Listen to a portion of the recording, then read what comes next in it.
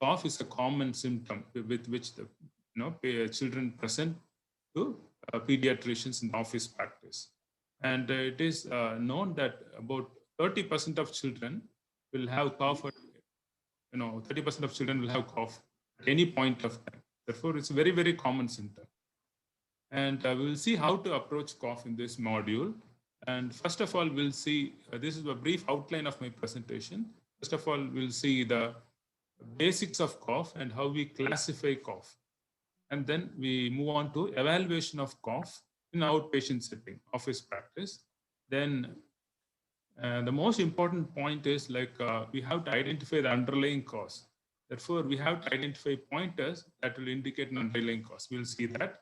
And finally, we'll also look when to refer this patient. Most of the cough can be managed at office practice, but there are some conditions where we need to make an early and appropriate referral. And we'll see when to refer. And finally, we'll summarize. Cough, we all know, even my teacher used to tell when parents are very anxious about cough, cough is a good thing. It's not a bad thing. Cough is a protective reflex. It helps us to clear our airway secretions as well as prevent second aspiration. Therefore, it's good to have cough. We usually tell that to patients who are very anxious, it's good to have a cough because it helps the disease process to clear. Therefore, it's good to have cough. And sometimes what happens is when parents are very anxious about cough, we actually tend to overdo things, give lots of medications to suppress the cough. If you spend lots of time talking to them and tell them this is a normal physiological process which is trying to help us, then probably they will understand better. And cough, when the cough reflex is stimulated, I'm not going to the physiology of cough, when the cough reflex is stimulated, three things happen. We take a deep inspiration and fill our lungs, and then there is a compressive phase. Compressive phase is like, your glottis is closed and your muscles of expression work, so that high intrathoracic pressure is generated, goes up to 100 millimeters of mercury, and suddenly the glottis opens. This results in gush of air with a sound that helps to clear the secretions and debris. Therefore, cough has got three phases. And as I said, cough is a very troublesome for children, and it disturbs their sleep, their activity, and play. Therefore, cough, when it is excessive, it will be very distressing.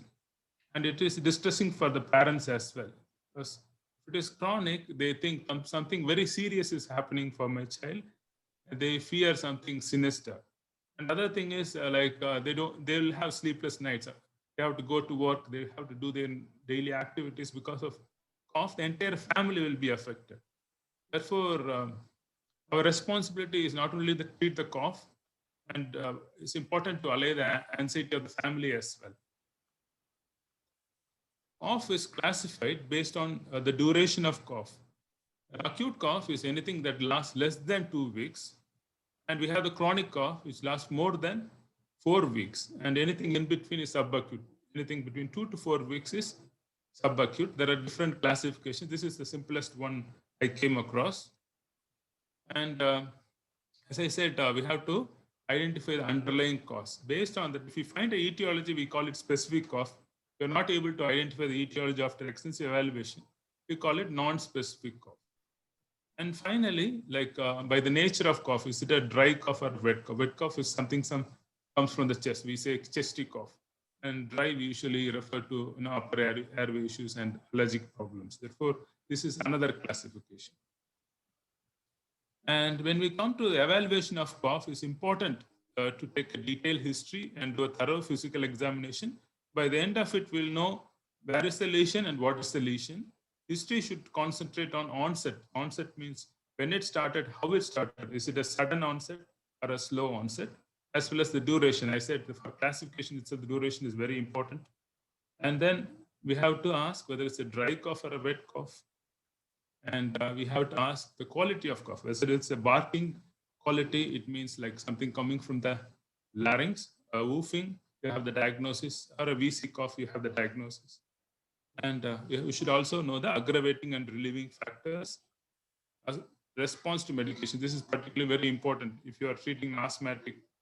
Okay, this is very, very important. Response to medications and the pattern. This is very, very important. The pattern. We look at the different patterns of cough. There are three patterns, of cough, and here you can see the duration in the x-axis and the intensity of cough in the y-axis. The first pattern, what we see here is the episodic cough. Episodic cough means the cough intensity is very severe to begin with and gradually wanes off. And by the end of 1 week, everything settles down. And this tend to recur over a period of time. This is called acute episodic cough. This kind of cough is very common in toddlers with viral infections. And this kind of cough is also common in asthmatics because they present with the symptoms, you treat it, it subsides. We don't put on control and medications, it comes back again and again. Therefore, it's important to ask the temporal pattern. Episodic cough could be a viral infection or a atopy like asthma, asthmatic cough. The second pattern is in acute cough, the intensity wanes off over a period of time, but it takes about 4 weeks to settle. This again happens with 10% of acute viral respiratory infection. It doesn't settle down within a week. It takes a longer period to settle down. This is again benign. This is most likely to be a viral URI with delayed recovery. The third type of cough indicates a serious disease. This is called persistent unremitting cough. You see with time, the intensity of cough increases. This indicates underlying serious problem. Therefore, whenever you evaluate a cough, the acute things you have to look at the temporal pattern of the cough and classify it. This will be really helpful in the office practice. Next, when you go to the examination, we usually do the routine examination, which includes general examination, examination of the respiratory system, and we should always look at the ENT, look for things like post-nasal drip, is there a nasal lesion, all those things, and markers of atopy. We all do that, and the impact of the illness on the growth and development of the child. That's also very important, and the impact on the family as well. These are things we have to look at. But one most important thing, what I would like to point here is, and this I learned only of late. Sometimes we go by what parents says, like a wet cough or a dry cough. Whatever they say, we think might be the correct thing. Studies have shown, like wheeze, the wet cough or a dry cough, the kind of symptoms they describe might not actually, the real thing. Therefore, whenever they come to the clinic, you have to witness a bout of cough, an episode of cough. If they don't cough, you have to ask them to cough and find out what kind of cough the patient is having. And nowadays, lots of parents are very intelligent. They bring a video recording of the cough. That helps a lot. And at the end of your examination and history and physical examination, you should be able to answer a couple of things, important things. Where is the problem and what is the problem? Where is the problem? Not only the cough helps with identifying the site of the problem, and the additional noises, the respiratory noises also help locate the problem. This is something very useful. If the patient has got snuffles, probably the problem is in the nasal passages, usually URI, allergic rhinitis. Patient has got snoring, something related to the pharynx, nasopharynx or oropharynx, adenoids, or sinusitis with postnasal drip, all those things. If the patient has got stridor and barking cough, you know where the pathology is, usually laryngeal. Patient has got wheeze, again, it's intrathoracic airways. The patient has got grunt, is it's involving the alveoli and lung parenchyma. Therefore, along with the character of cough, the additional respiratory noises also help you to anatomically localize the pathology. And what is the problem? Here, during the course of history and physical examination, you will come across some pointers that will help you to identify the problem or the specific diagnosis. We'll see some common conditions. The most common cause, majority of cough in children is due to viral upper respiratory infection, where you have a child having, low grade short duration fever, coryza, and a cough, usually a dry cough. And physical examination will be completely normal. And in this situation, you have evaluated the child, you have got the history, examination is completely normal, then probably no need for, investigations and treatment. Most of the time, lots of education and simple medications will help. And we have already gone through the natural process. And as I said, 10% of children, cough can last up to a month.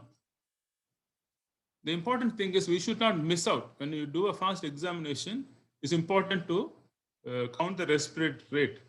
If you don't do that, you might miss a pneumonia. Therefore, it's important to listen to the chest and check the respiratory rate. And if the patient has got tachypnea and lung signs, it could be a pneumonia, bronchiolitis, or a wheeze-associated LRI. And if the upper respiratory tract infection is associated with a barking cough, it could be a evolving croup. Therefore, these are things you have to identify, and these are the pointers for the diagnosis. And since this is very common, we have to elaborate more on the treatment aspects of viral URI. And we all know that cough syrups and OTC medications can have significant side effects and are not safe in children less than 2 years. This is FDA. And American Academy of Pediatrics, restricts the use of cough mixtures for children less than 6 years of age. This is not because they are not working. It's not working as well. These medications are not working, and these medications can have serious side effects. Between I think 2005 and 2008, they have identified like 27 deaths in US due to cough medications. These medications can cause CNS depression and can cause arrhythmias and sudden death because they might have antihistaminics, opioid medications. Therefore, it's not only they are not effective, they are also can also cause severe adverse effects. And there is a tendency for us to write prescription for acetylene syrup or salbutamol syrup, and we have to know that bronchodilators are not effective in non-asthmatic cough. They're effective in asthmatic cough, but they're not effective in non-asthmatic cough. And antibiotics, I think Dr. Palni Raman has insisted, and we have learned lots of things from him about rational use of antibiotics. It's not going to be effective, and it's inappropriate to write antibiotics for viral URIs, but we have to make sure it's really viral URI. You have to follow it up, regularly so that it resolves. Sometimes what starts as a viral URI, can have secondary bacterial infection, then develop problem. Therefore, it's important to follow these children until everything resolves.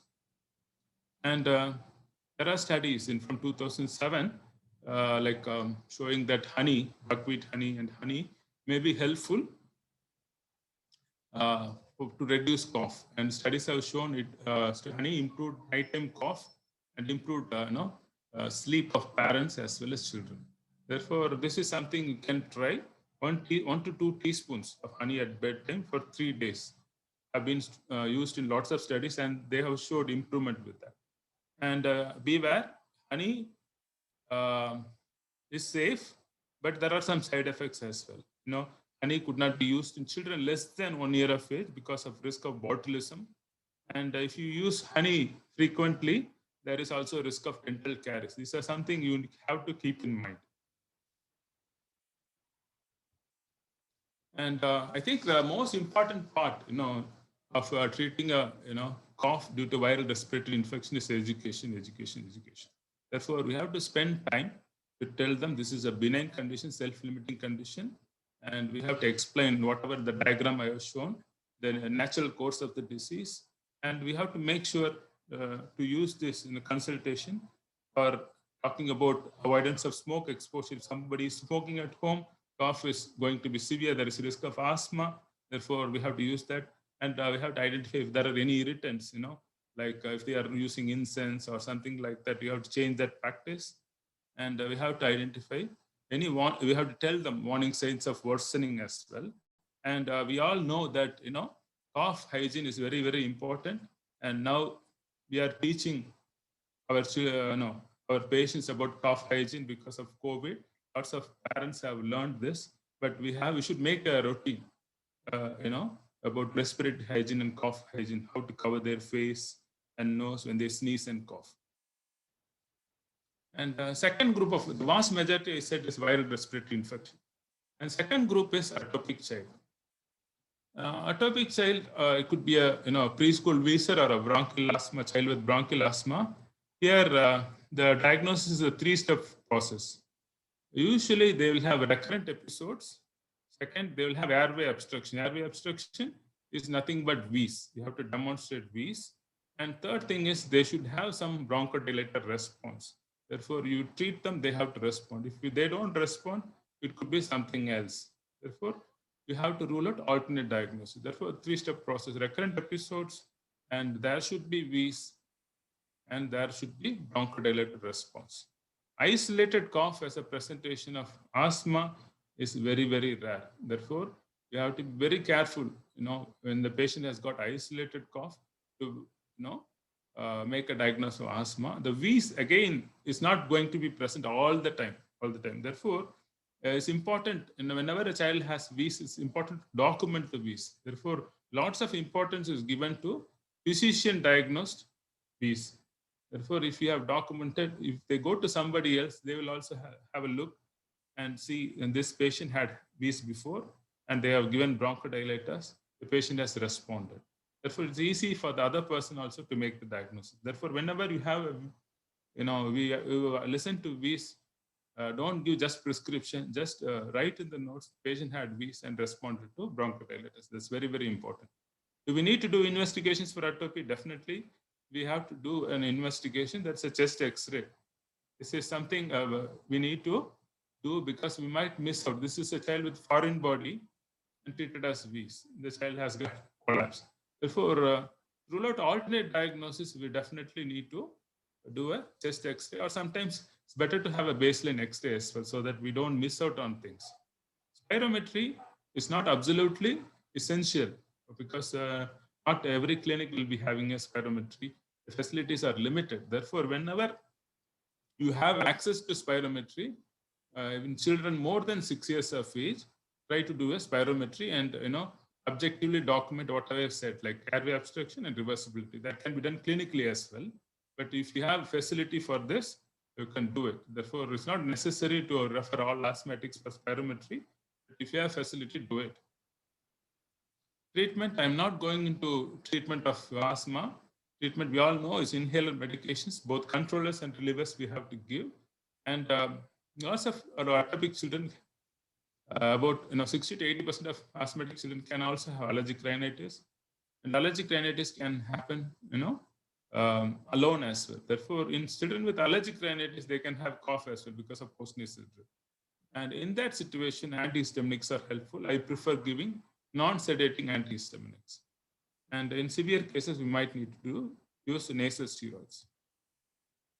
And I think the major chunk of cough, is usually due to viral URI and asthma or atopy. And the rest, I think we need to identify because we should not miss out on these problems because early diagnosis is going to help. We'll see first important infections which can cause cough. And in our country, it's very, very important. We should not forget tuberculosis. And clinical phenotype is unexplained fever that is not explained by any other reason. It lasts for more than 2 weeks. And as I said, in the patterns of cough, the third type of cough, persistent unremitting cough. The cough is not getting better. So, it's increasing over a period of time. If it lasts for more than 2 weeks, or the patient has a weight loss, documented weight loss in the last 3 months, or you have started treatment and you have started nutritional intervention. If the patient is not gaining weight, you have to think about tuberculosis. Therefore, these 3 things you should not forget for presumptive diagnosis of tuberculosis. Unexplained fever of more than 2 weeks, unremitting cough more than 2 weeks, weight loss, or patient not gaining weight. And X-ray, definitely we need to do an X-ray. X-ray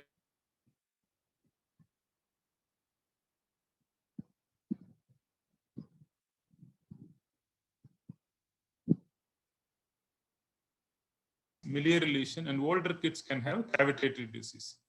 These three things are suggestive of tuberculosis, and it's important, not to jump into treatment. Okay, after looking at the X-ray, it's very, very important to try and get a bacteriological diagnosis before starting on treatment. With this MTB gene expert, we are now able to diagnose TB better, and we can also, have an idea about drug resistance, because it shows rifampicin resistance as well. And treatment is ATT. Therefore, it's very important to try to get a bacteriological diagnosis. And bacteriological diagnosis in children, we know that it's very difficult to get sputum samples in younger kids. And therefore, we have to go by our gastric aspirate or induced sputum. The second infection is still there. We can see this is not gone, it's still there. I will just show audio clipping.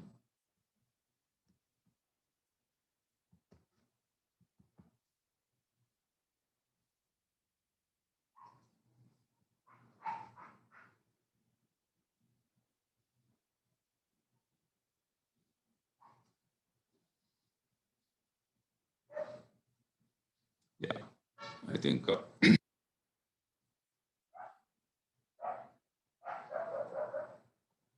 this is the classical pertussis. Like we do see still patients, 1 or 2 patients in a month. Pertussis typically presents like paroxysms of cough, bouts of cough, and followed by inspiratory woof. And then child can have a post-acute emesis and become very tired. This is very classical, very easy to make a diagnosis.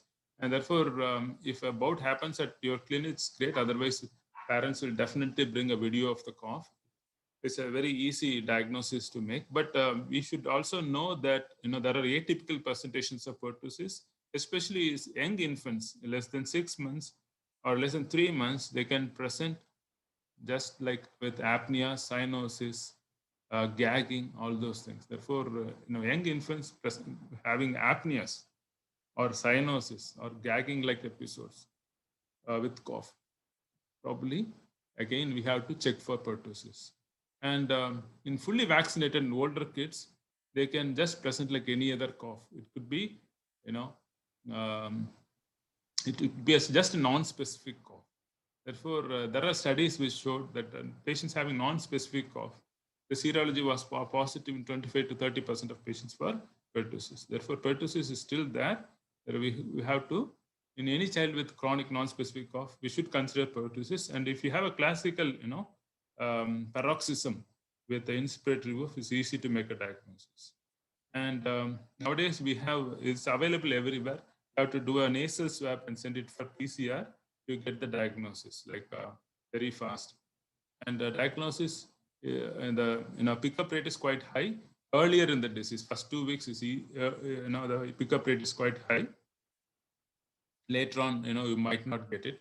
And other thing, Dr. Palani Brahman will tell, these patients can have relative lymphocytosis, leukocytosis with relative lymphocytosis. It's not present in all the patients, but this is something you can look for. Treatment is macrolides, azithromycin, 10 milligram per kg for 5 days. And you have to consider admission in younger kids. As I said, they can go for apnea, cyanosis. For younger kids, you have to advise admission. And if they have complications, apnea, cyanosis, pneumonia, encephalopathy, you have to advise admission. And we should not forget foreign body as well, because, during COVID times, lots of kids, all the kids, younger kids and older kids are at home. It's difficult to supervise. We had a spurt of foreign bodies recently. And this is a typical history. I got it from a mother. And this is a very short clipping. And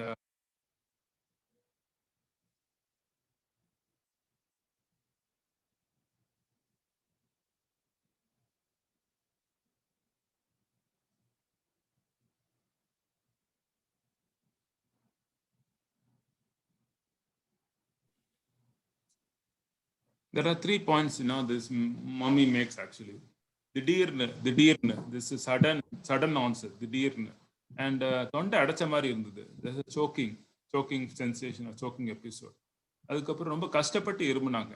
இந்த 3 point ரொம்ப ரொம்ப important. Okay, therefore sudden onset, choking and coughing. And this mummy didn't witness.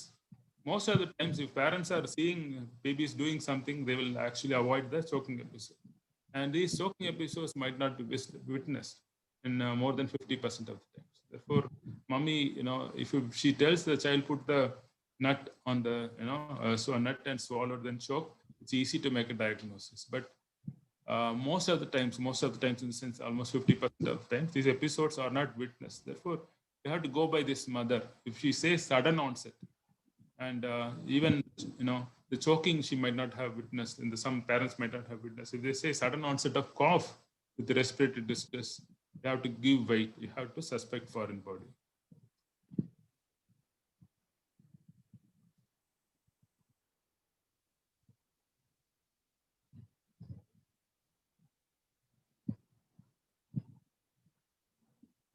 Only Antony, your audio of the cough is not audible. Okay. Therefore, history of choking is very important. Sometimes the choking episode might not be there. Sudden onset of cough, you have to take it seriously. And second thing is you go by your respiratory examination. This also depends on where the foreign body is lodged. If the foreign body is lodged in the peripheral airway, not peripheral airway, mainstem bronchi will have reduced air entry or a differential air entry. Comparing both sides, you will identify that the air entry will be reduced on the side where the foreign body is lodged. If the foreign body is lodged in the central airway, there won't be reduced air entry. There won't be differential air entry. Therefore, that again is not absolute sign. Okay.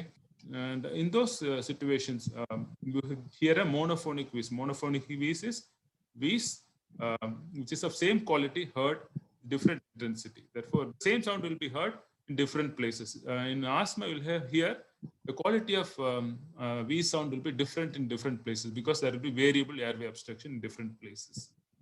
And other thing, apart from monophonic wheeze, some children, if the foreign body can be lodged upper airway, not upper airway, in the larynx, they can have stridor. Therefore, reduced air entry won't be present in all the cases. In central foreign body, you can hear a monophonic wheeze or stridor.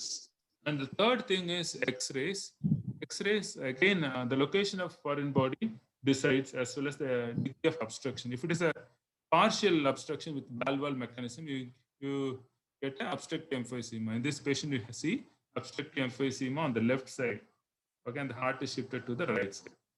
And if it is a complete obstruction, you will have a collapse. You will have collapse. And if it is central foreign body, this is a X-ray taken recently. Last week, we have seen one patient. The central foreign body X-ray will be normal. Therefore, history, respiratory examination, and X-rays can be variable in different patients. The important thing is high index of suspicion, sudden onset of cough, and respiratory distress in a toddler. You should have foreign body in your differential diagnosis. And you all know that bronchoscopy is both diagnostic and therapeutic. I'll show a short video clipping of a foreign body being extracted.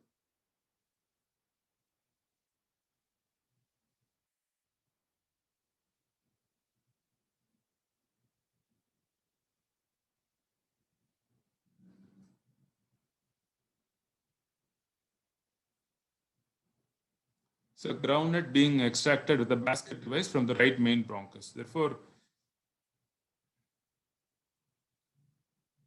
early referral for bronchoscopy really helps when the foreign body stays for a long time. The risk of complications is high, and if you can remove the foreign body within 24-48 hours, the rate of complications is much less.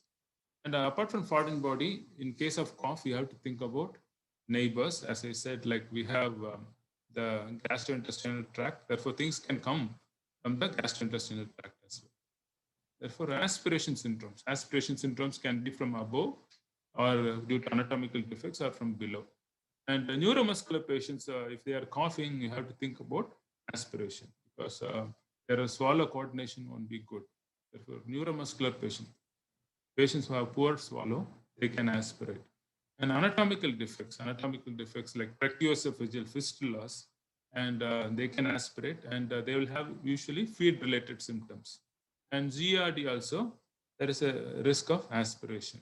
And we should not forget, still there are some grandmothers giving oil to babies, castor oil to babies, small babies.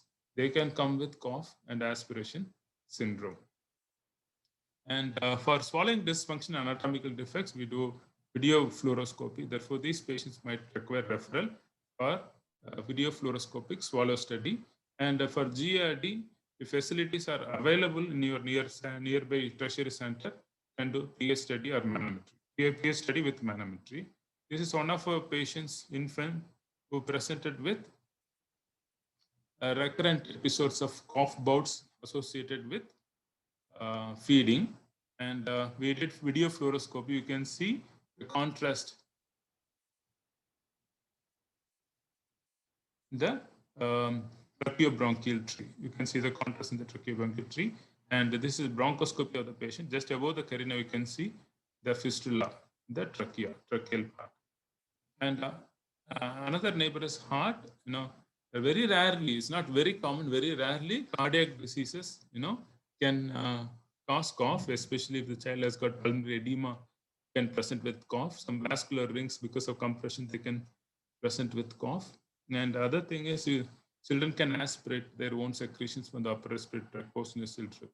And USCS, we previously called postnasal drip syndrome, now we call upper airway cough syndrome. It's not very common, but it's important for all children with cough to do a thorough ENT examination. And if you're not sure, probably you have to have an ENT consult.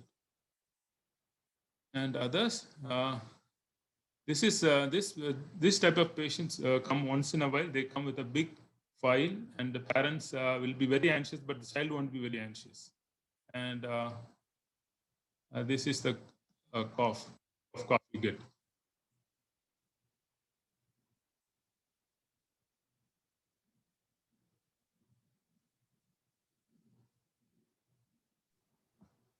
Audio is not there, Antony. Audio is not coming? Yeah.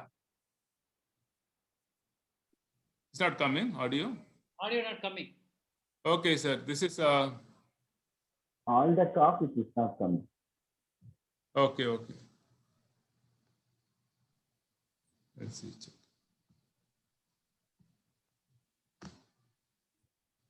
Not coming, sir? It's not coming. Okay, sir.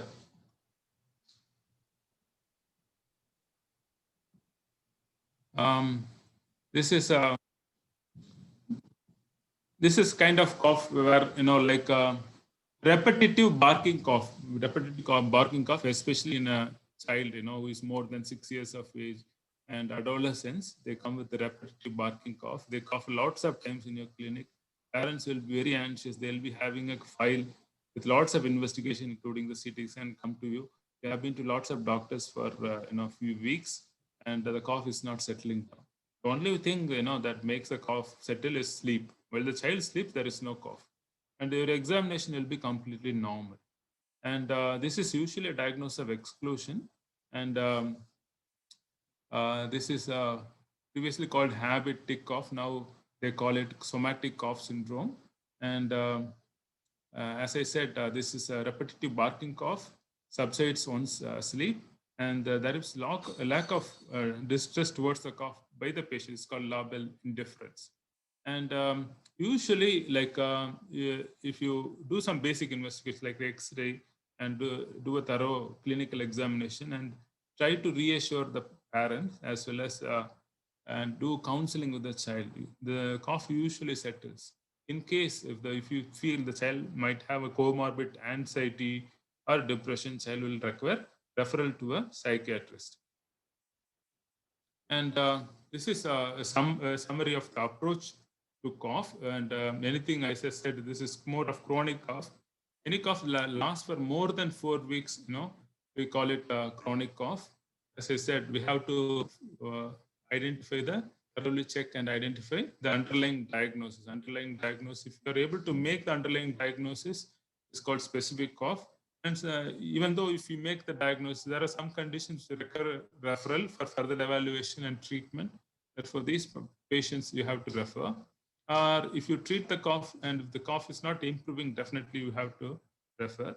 And if the cough lasts for more than 4 weeks, and if you don't know the diagnosis, if you, by clinical examination and basic tests, if you don't have the diagnosis, called non-specific cough. Non-specific cough, you classify them into dry cough and wet cough. And dry cough, I think you can be reassured. You can reassure the parents if the examination, everything is normal. You can wait. It could be a acute viral cough with delayed recovery. You can wait for a couple of weeks. If it settles down, it's fine. If it doesn't settle, if it is dry cough, you can give a trial of asthma treatment, inhale corticosteroids for probably 1 month to 3 months. And if it settles down, then you wait. If the child develops another episode or if the child develops wheeze, then treat a asthma. If it doesn't settle down, this child also will require evaluation. If it is a wet cough, it's a different ball game. I think if it is a wet cough lasting for more than 4 weeks, you might be knowing a condition called protracted bacterial bronchitis. I will come to that later. In that case, if you make a clinical diagnosis, you can give a trial of oral antibiotics, usually homoxiclav for 2 to 4 weeks. If it resolves, it's well and good. If it doesn't resolve, it could be suppurative lung disease. You might need to do further evaluation, including a CT scan. Those patients will require referral.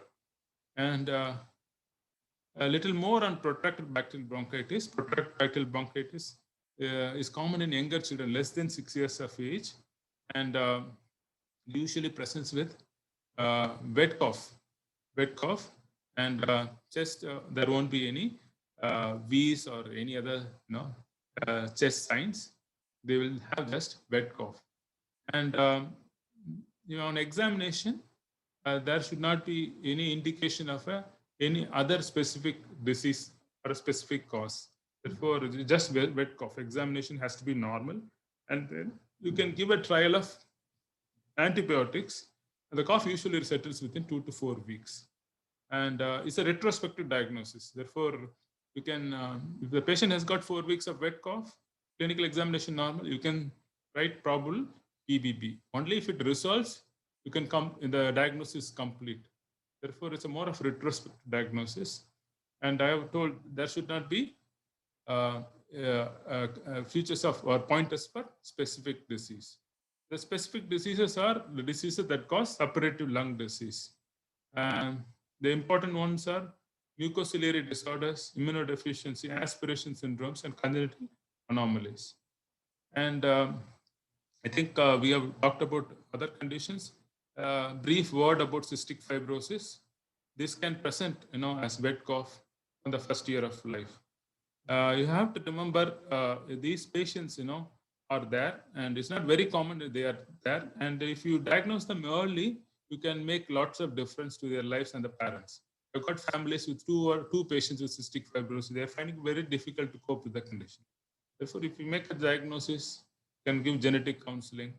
One child with cystic fibrosis is easy to manage. If they have 2 children, it's very, very difficult. And future seems to be a little bit brighter now because lots of specific drugs are coming for cystic fibrosis. Therefore, don't just leave it's a genetic condition. I need not diagnose this condition. Therefore, I think it's important to diagnose rare diseases as well. And the clinical pointers here will be persistent wet cough of early onset, oily stools, and failure to thrive. We have the triad of symptoms: wet cough, oily stools, and failure to thrive. Think about cystic fibrosis. And this is summertime. Therefore, sick infants who present with dehydration, you have to, if you do the electrolytes, you normally expect any child with dehydration, metabolic acidosis, bicarbonate would be low. If you see a child or an infant who is sick and dehydrated and have metabolic alkalosis, and if you ask child is having cough for a long time, then it could be cystic fibrosis. And we do see 1 or 2, infants during summer like this with cystic fibrosis. This can be easily missed and they can die actually. Therefore, this again And the older kid with a wet cough, clubbing, cystic fibrosis is one of the commonest cause of bronchiectasis. Therefore, you have to think about cystic fibrosis. And we have facilities for sweat chloride and genetics now. Treatment is going to be multidisciplinary. Therefore, you are going to refer these patients. Another condition which can usually easily diagnose the child presenting with wet cough from the neonatal period or early, less than 6 months, they start with wet cough. Neonatologist actually can pick up 80% of these cases because neonatal presentation is present in 80% of these children with primary ciliary dyskinesia. What kind of neonatal presentation they have? They present with neonatal term babies with respiratory distress. Normally, TTNs present with respiratory distress, but they settle within 48 hours. Here, the respiratory distress is slightly different. The onset will be after 6 hours. Distress won't be there at birth. Respiratory distress develops after 6 hours and lasts more than 48 hours. They will require oxygen. They might have upper lobe collapses on X-ray. Therefore, if you find a child looking like TTN but not behaving like TTN and X-ray showing upper lobe collapse, it could be cystic fibrosis. This presentation is like 70 to 80% of patients with, PCD. Second thing is when you have situs inversus, you do an echo. If there is no heart disease, don't leave it just like that. They need to follow up this patient. They can also have PCD. What happens with these PCD children is like, we ignore the clinical presentation and leave it, and they become like typical cartaginous syndrome. And they go to the adult pulmonologist with burnt out disease, with bronchiectasis, they die early. If we can identify, actually, we can change the natural course of the disease. Therefore, any child with persistent wet cough, nasal discharge, neonatal onset symptoms, it could be primary ciliary dyskinesia. Now we have diagnostic tests for it, and we can start treatment early. If we identify early, we can start treatment. That's going to change the natural course of the disease. And other important point I want to make is wet cough, chronic wet cough. If you take X-ray, it looks normal. Don't leave it just like that. The cough is more than 8 weeks, chronic wet cough. I think you might miss a bronchiectasis. Just go by X-ray, and you have to have a low threshold for doing a HRCT because HRCT will pick up bronchiectasis. Very sensitive investigations for bronchiectasis. Chronic wet cough, more than 8 weeks, I think HRCT is indicated. Chest X-rays can miss bronchiectasis. And what are situations, we have talked about, we have to consider referral. In a nutshell, specific cough, and you have diagnosed specific cough for evaluation and treatment, just like foreign body, where, you can't keep the patient and give bronchodilators and wait for a week and see whether it improves or not. If you think about foreign body, if you have a suspicion about foreign body, you have to make an early referral. Second thing is chronic cough, cough more than 4 weeks. And if you don't find an etiology for that, definitely these patients will require evaluation. Therefore, these patients have to be referred. Third thing, if you find red flag signs on your physical examination and history, cough from neonatal period, feed-related symptoms, chronic wet cough, failure to thrive, clubbing, differential air entry, persistent hypoxemia, not responding to treatment, all those situations you have to refer the children for further evaluation. In summary, vast majority, even though we have talked about lots of conditions, about 80 to 90% of cough is due to viral upper respiratory infection. And I think education is an important intervention, and you can give a little bit of honey as well. And better to avoid cough medications. And not only they are not effective, they can be harmful to children as well. And it's our role not to treat cough as a symptom. We have to identify the underlying cause by looking at pointers. If you have any pointers that will lead to the diagnosis, you have to follow that. And toddlers, very high index of suspicion for foreign body. I've already told, witnessed choking history might not be there. Sudden onset of cough, respiratory distress. Air entry might be normal if the child has got monophonic wheeze that is not responding to treatment or stridor. Have to think about foreign body. X-ray can be normal in foreign body. It's not necessary for a child to have abnormal X-ray all the time. Therefore, you should have high index of suspicion for foreign body. And chronic wet cough, think of suppurative lung disease. If it is more than 4 weeks, examination is normal, child is otherwise doing well, you can give a trial of oral antibiotics for 2 to 4 weeks in your office practice. If it is not responding, then probably have to refer to a tertiary center. And early referral if underlying disease serious, cough is persistent. We already discussed this. Thank you for the opportunity. Yeah, thank you, Dr. Antony, for your elaborative presentation of our cough. I think you have covered all the topics like cough basics and classification and evaluation for history-based as well as examination. And you have covered specific conditions like scenario like viral URI and pneumonia, bronchiectasis, and barking cough like types, and atopic child like preschool visa and bronchial asthma and allergic rhinitis also. And infections, I think covered tuberculosis, pertussis, and as well as atypical organism. And the important thing is you covered that foreign body and as well as aspiration syndromes. And so another thing is somatic cough syndrome also, that ticks also covered.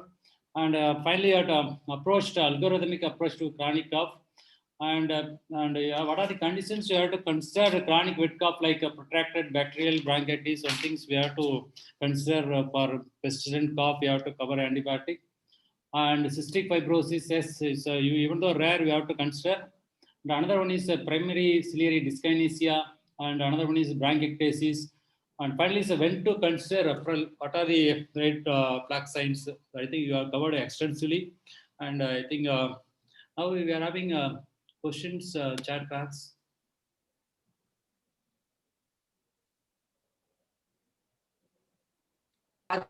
And how good is gas? Hello. Yeah, Dr. Ismail, na solunga. Yeah. One second. Thank you, Antony. I would like to have a comment from the convener, Dr. Ashwath. You would like to comment on this lecture, Ashwath?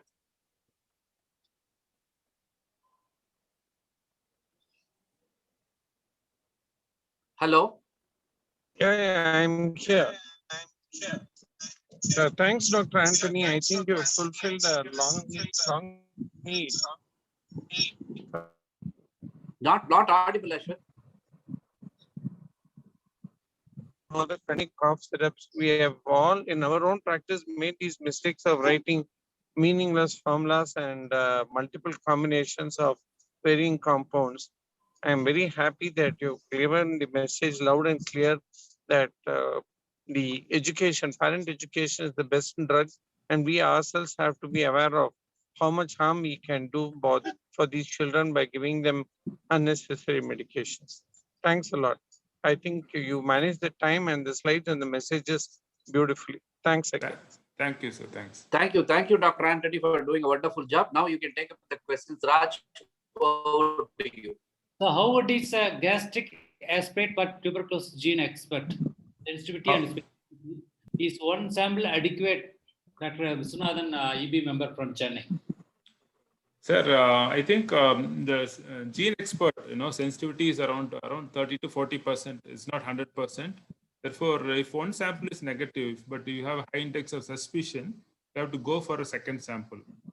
And again, if the second sample, if it is negative, I think if you strongly feel tuberculosis, I think you have to get a second opinion from a pediatric respiratory person or a tertiary center. And if they have facility for BAL, they can do it. Or, you can start ATT. Okay. And another one is, since honey cannot be used in this age group, that means less than 1 year or 6 months, can you please suggest alternatives? Because we have personally never seen a child with botulism with or without honey. Yeah, it's Dr. Ashwath, MCH. I think education is the important thing. But if you have any other like indicators like allergic rhinitis or some other thing, you can give medications. I think you can give a supportive care, like if the child has got paracetamol, so child has got fever, give paracetamol, some hydration, all those stuff you can do. I am not aware of any alternative to honey. Sir, can I just suggest, sir? Yeah, please, Can sir. because probably the most sold preparation next to paracetamol in India is cough suppressant. You should all accept non-sedating cough suppressant and all. We cannot deny that, and everyone used to write in our day-to-day practice. It's however much you educate, it's a loud, clear message to all the pediatricians and all. Definitely, we are going to write from tomorrow. So, just like you have to educate the public. Can you stop sharing? Antony, stop sharing the screen. No. Okay, sir. We cannot educate the public amidst our busy schedule. All the pediatricians are more quantity minded than quality minded. Then in that scenario, just tell me in one word. So honey, I think if you give, as you said, honey is an adulterated honey. That's what we get.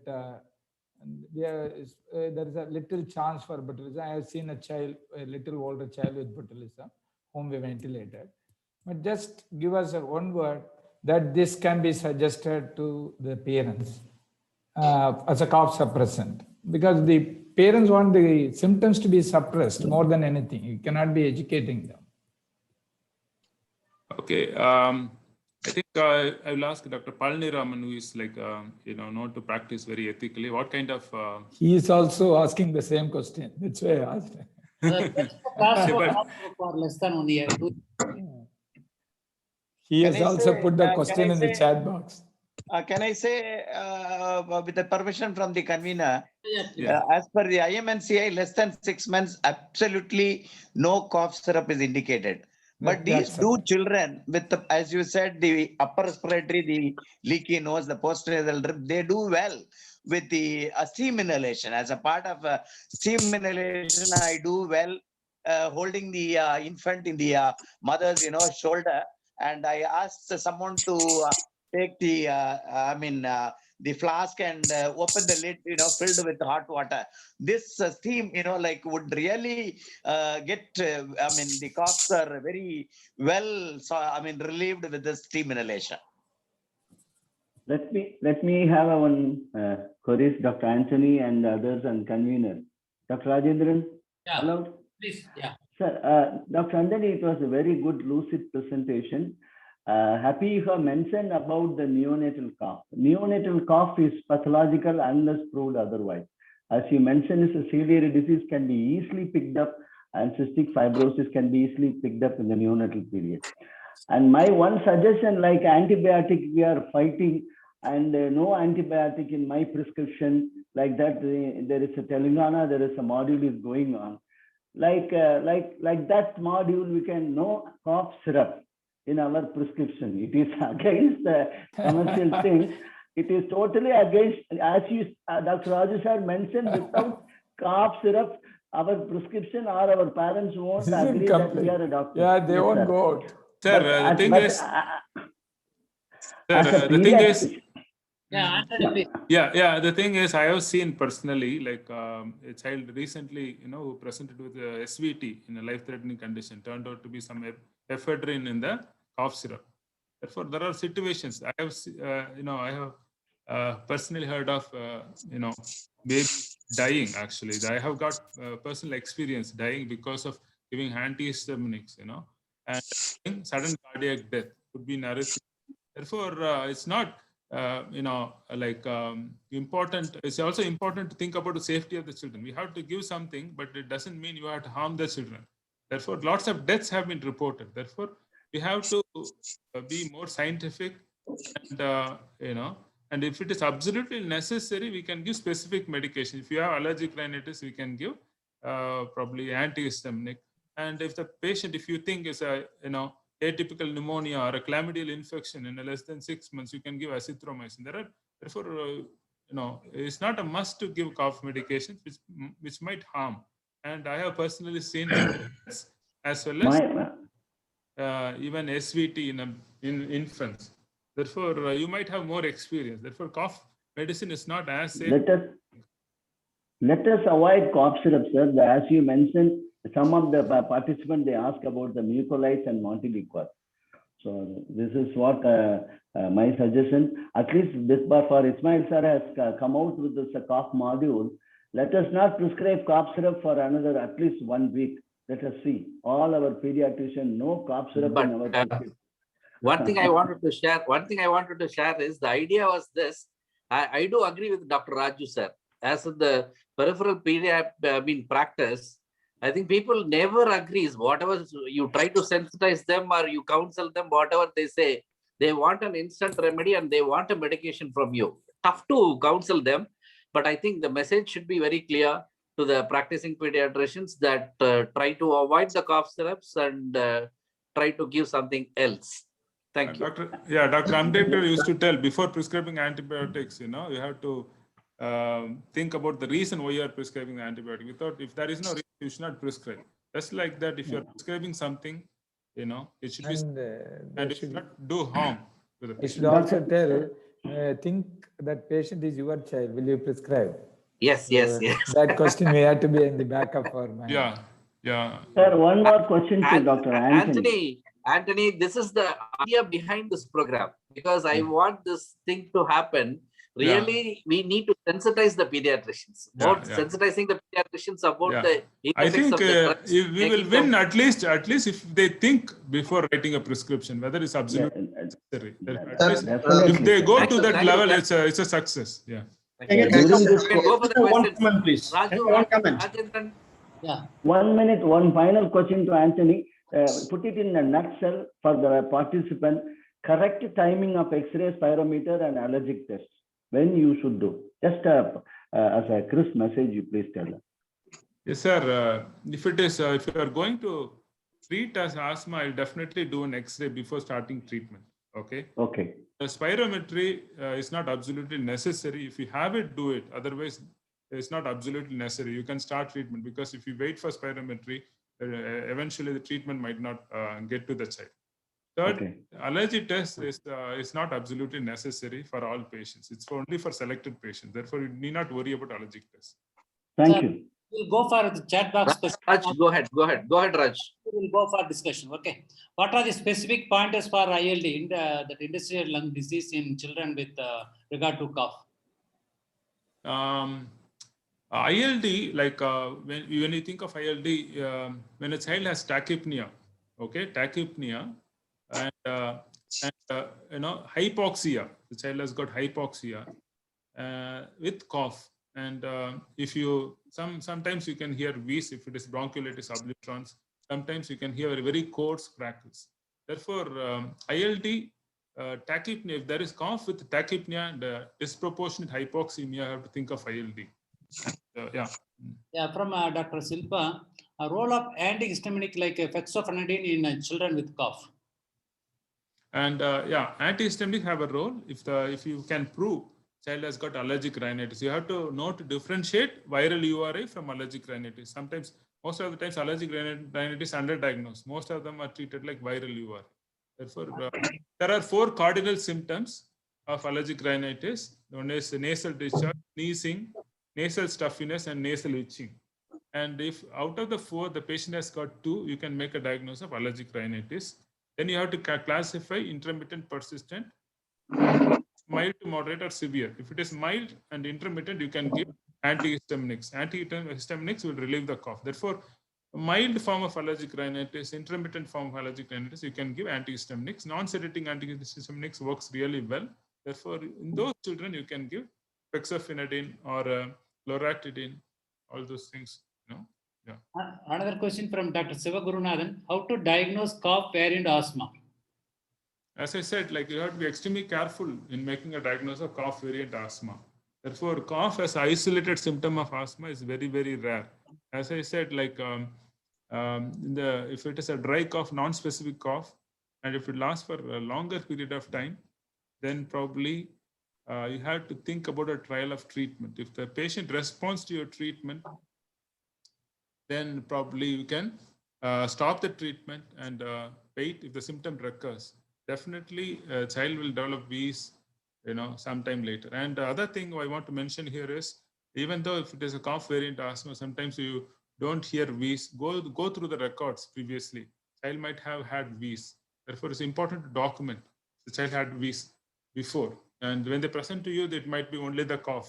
Child might have had wheeze before, or later on they might have wheeze. You have to follow these children very closely. Another thing, in these situations, apart from X-ray, I said, rule out other conditions, spirometry will help. There are children who don't have wheeze. If you do a spirometry, they can have airway obstruction, and you can also demonstrate reversibility. Therefore, spirometry might help in these kind of patients. Another is role of dextromethorphan in dry cough, Dr. Silpa. That's why the dextromethorphan is not a very safe medicine. Therefore, it's better to avoid in children less than 2 years of age. It's actually banned by FDA in children less than 2 years of age. And Another is role of mucolytic, Dr. Ganeshan. Mucolytic, no, as far as I know, they're not very harmful. Okay, and probably you can give symptomatic treatment with mucolytics, where they're not very harmful, but I'm not sure whether they're effective as well. Dr. Viswanathan, and what's your take on traditional medicines apart from honey? I think Dr. Ashwath will be the best person to tell, actually. Yeah, I think he's traveling. Okay. I have no personal experience about other medicine, but but the only thing is that you should not allow patients to use oil or something which is very harmful to the lungs. Yeah, that's very important. வீட்ல எனக்கு டர்மரிக்கும் பாலும் போட்டு கொடுத்திருக்காங்க. அது சரியா குறைச்சிருச்சு. Okay, sir. We all know that turmeric has anti-infective properties. Therefore, and another one is Dr. Viswanathan. When would you suggest evaluation of GERD in children with persistent cough? Again, like asthma, isolated cough is not a manifestation of GERD. They should have associated symptoms. Therefore, there is no role for empirical therapy when children have isolated cough. You should not treat for GERD. If they have associated symptoms like vomiting, regurgitation, or heartburns, then you can treat empirically. But isolated cough as a presentation of GERD is very, very rare. They have some other symptom as well. But I think we don't evaluate regularly our patients for reflux. It's very, very unlikely to present isolated. And can mucolytics be given to infant with wet cough? I think it's more important, to know what is the reason for wet cough and treat the wet cough. Wet cough, if it is protracted, we give antibiotics. We think it's a bacterial infection that is occurring in the airways. If it is a protracted wet cough, you have to think about PBB and treat with antibiotics, or look for other markers. What is the reason for cough and treat it. A question from Dr. Somasekhar. What is punishment cough, Dr. Antony? I think he knows about this cough. I have not heard about this cough. Sir, can you please elaborate on this punishment cough? Dr. Somasekhar, sir. Antony, it was really nice to hear you, because it's like mesmerizing. Your talk is going on. Love to hear you. I think once I referred a child, you see, going on coughing. Okay, I ruled out every sort of Dr. a thing. Somasekhar, sir, you are not audible, sir. No. It was neither asthmatic and nor ptosis. Then I referred to, I looked at the throat. The surgeon, he examined the child. He put this diagnosis of punishment cough and sent the patient back to me. I was wondering what is this punishment cough. Then I called up and he said, "Sir, this is like something like a somatization. To punish the parents, the child continues to cough and mimics as if." That is what I learned from the ENT surgeon, sir. Yeah. The correct name is somatic cough syndrome, sir. Previously, it also called habit somatic cough. Yeah. Can I just one comment, please? Can I one comment about the cough prescription? Please. Yeah, I think the important thing about cough prescription is, I know that we keep talking about that. I think what the important message should go to the peripheral pediatricians or anyone is, I think we should know the constituent of the cough suppressant, any of the coughs. First of all, we should know that what exactly it contains. Sometimes what's happening nowadays, I see some people also giving us drops, some drops. These are the higher concentration solutions. which has been used intermittently as for a syrup also. See, our pharmacists never check it honestly. Whatever we need, they keep giving it. That's our problem in our country actually. Whereas in a country like West, the clinical pharmacists have a role in looking at what the doctor has prescribed, and they will come to the doctor if the medicine is not prescribed the correct way. But that is not happening in our country. That's a main problem. And importantly, we practitioners have to tell very clearly to the parents, the medicine is given for only 1 or 2 days. You cannot keep giving it. You cannot use the same cough suppressant next time when the child is becoming ill for something else. This is only for this time. 1 day, 2 day, you have to exactly get this medicine, not any other medicines, and you have to use this dose only, no any other dose. Just because you have the cough suppressor at home, you cannot keep giving it any number of time. That is the message.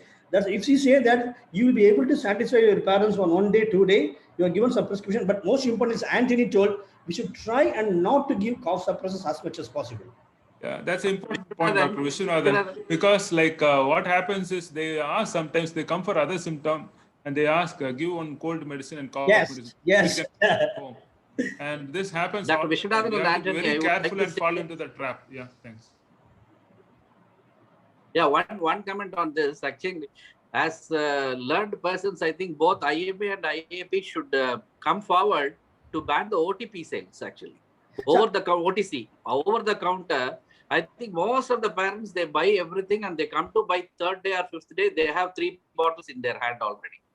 And that should, I think we should take steps we should avoid the drops, sir. We should avoid drops. Drops has to be completely banned. So higher concentration. Yes, Raj, take over, please. Okay, thank you, sir. Another one is role of mucolytic agent like Ambroxol is nebulization in wet cough. Dr. Amal Raj. Nebulization, sir. I think we don't nebulize Ambroxol. I think, yeah. Dr. Amal Raj, anything you want to tell? Ambroxol is not, doesn't have any major side effects as such. Proven to be. Good evening, Antony. Yeah, good evening, Amal. Wonderful talk, Antony. Really proud to be your batchmate. It was so nice and very crisp presentation, Antony. Yeah. And actually, there we have a few mucolytic agents like Ambroxol in the form of for nebulization, Antony, because as we rightly elaborated, most of the cough syrup constituents, you highlighted the side effects which may happen. So whether the mucolytic agents could be a safer option in these children. Sometimes the parents will be nagging us regarding the cough, and as you rightly narrated, the quality of cough is very disturbing the child. Whether in those situations we can use these agents as just a supportive therapy. Yeah, I understand. Antibiotic which you use. Yeah, I understand. I think Ambroxol, all these drugs are not dangerous. Doesn't have major adverse effects. And if at all, if you use also, like, it's not going to be harmful. That thing, we are sure. Just it's not like antihistaminic or dextromethorphan. It's relatively and in recent studies, they have been proved that Ambroxol has a good anti-inflammatory action also. There are a few papers which have come out about.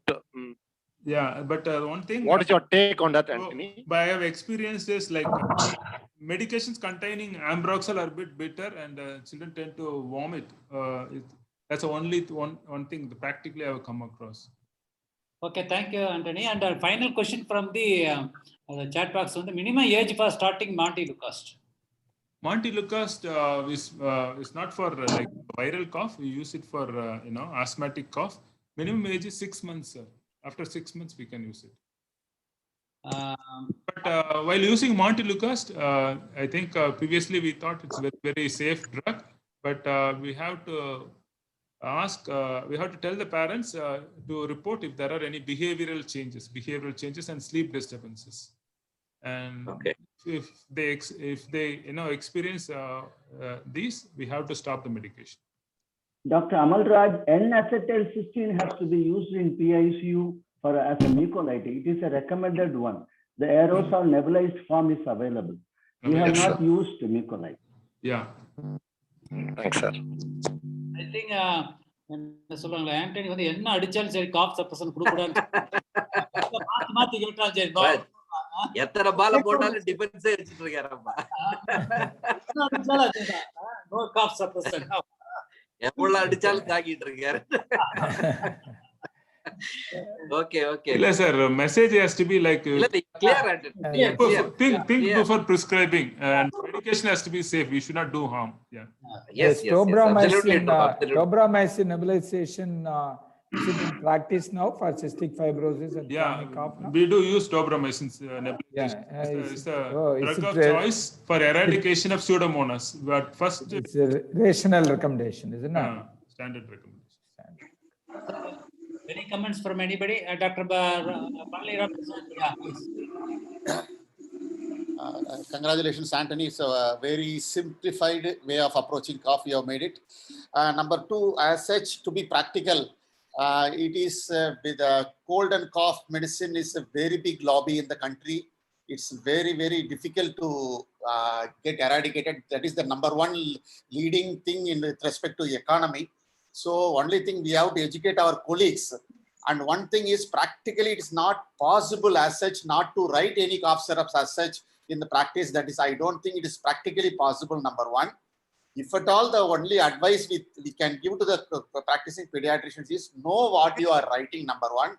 Number two, if at all any SOS dose in the night can be used. So that can be a relaxation. For example, less than 1 year, or when you are coming with the upper respiratory, running nose and anything, we can use system.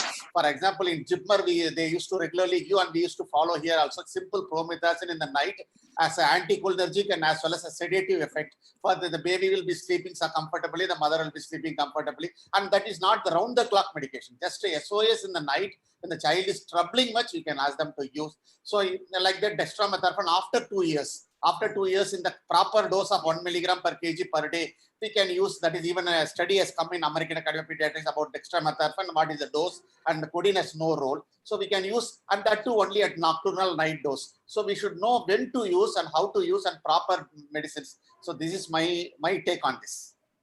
Thank you, Barney Raman. Thank you. Thirumurugan, any question? Thirumurugan, I think you asked. Thirumurugan. Raj, ask Dr. Janani Shankar also to have a comment. Yeah, Dr. Janani Shankar. Yes, I listened to the entire talk and it was really good. I was just recalling that we had a 2-year-old that came in with SVT, and when we probed, we found that the mother had used a lot of beta agonists from different prescriptions and medications that she had. So that message, I think Dr. Antony conveyed, and I think honey, warm water and honey is what I prescribe, and I think that's safe and harmless. Thank you, madam. Thank you, madam. This is what my experience as well. When I used to be in UK, I have never seen cough medications in the pharmacy. They never used to give any cough medications. I thought it's not possible in India as well. And when I look at my teacher, mentor, Dr. Ramaswamy's prescription, lots of education and very little medicines. And that's what we have learned in Coimbatore from Dr. M. Ramaswamy as well. It's possible here as well to be very rational and ethical. I think your message is very clear, Antony. Your message is very clear. Thank you. MR will start with area 60 medicines. End 6 medicines. Yeah. Raj, before going, Sendil, you want to say something? Sendil? Yeah, it is. We are the ones who are prescribing. We have to think twice before prescribing cough syrups. That is the message. Thank you. We have to be very clear. Thank you. Thanks. Raj, before going to the vote of thanks. Yeah. Raj? Yeah, please. Yeah, before going to the vote of thanks, I just thank Antony for doing a wonderful job and giving a clear-cut message. This is just Drishyam got released, and Antony has done the Mohanlal's role in a very good way. I think the Kamala Hassans are waiting in one Kamala Hassan in Tirunelveli to do the Papanasam 2, and one in Tirchi to do the Papanasam 2, and one in Chennai. Hope that Drishyam comes well. They have to do the programs within this month. Hope everybody, we will all attend that programs also. Please pass on the link to us, and we will enjoy and we will reach the pediatricians. Thank you. சின்ன வயசுக்காரங்க சொல்லுங்க sir. Sivaji Ganesan. Thank you, sir. Sir, Antony, these are all your own slides or? Sir, I can share the slides with you. You can share. The one thing I wanted, the timing of the cough is also very important. Yeah. Most of the times we diagnose by the bedside only by the timing of the cough. Night cough or evening cough, it's an Yeah. allergic cough. Yeah. And early morning cough is a productive cough. That's Yeah, what teachers told. And that's a very important thing also. So you can add on to in your talk also, sir. That. Oh, sure, sir. Okay, thank you. You Thank can you, sir. share your Thank you. slides, Dr. Antony. Yeah, I'll do that, sir, first. Thank you, Thank sir. you, sir. Thank you. Before going to vote of thanks, I want to happily announce that we're IAP TNSC, we had upgraded our Zoom link. Already we are having 100 only. Now we can up to 500 members, they can see in the Zoom itself. And we have that today itself we have started, and I really thank to Dr. Thirumurugan who had started initiation, and I think we are happy to announce that. And on behalf of IAP TNSC, I thank Dr. Antony and his excellent presentation. I thank State Office Bearers, Dr. Dynamic President Dr. Ismail sir, and President 2020 Dr. Sendil sir, and Dr. Ramesh Babu, and President 2021, and editor, and as well as AAA, and all Central EP members also participated in this program, like Jalil sir and Palni Raman sir, and Janani madam, and Somasakar sir. And I think Dr. South Zone VP could not attend this meeting, and he has conveyed me. And all the state office bearers and district office bearers, we have attended this meeting. And finally, I want to thank Dr. My colleague and friend, Dr. Aswath, who has started this wonderful module program, and thank Dr. Aswath also. And I thank one and all for this opportunity to go on this IFTNS. Thank you.